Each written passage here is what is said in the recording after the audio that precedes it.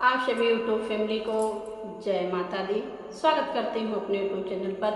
लेकर के आई हूँ आप लोगों के बीच में बहुत ही प्यारा सा एक देवी पचरा गीत। नवरात्र आ गया है, गीत को पूरा सुनना और कैसा लगा कमेंट करके बताना। हमारे चैनल को भी अपना प्यारा आशीर्वाद देना। उतरत फागुनवा मैया लागत चैतवा हो कि देखे लगली नाय, हो कि देखे लगली नाय। माई मोरी तू हरी डगरिया हो कि देखे लगली नाय। माई मोरी तू हरी डगरिया हो कि देखे लगली नाय। उतरत फागुनवा मैया लागत चैतवा हो कि देखे लगली नाय, हो कि देखे लगली नाय। माई मोरी तू हरी डगरिया हो कि देखे लगली नाय।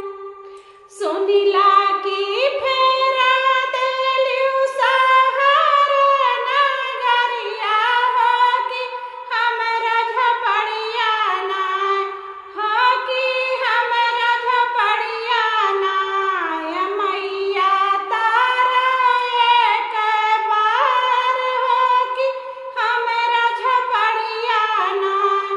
मैया तारा एक बार हो कि हमरा झपड़िया नाय।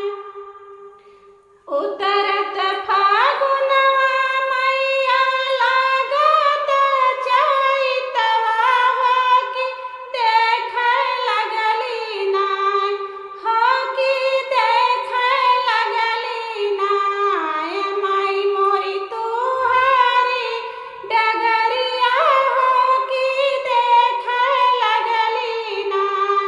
माई हो तू हरी डगरिया हो कि देखे लगली नाय।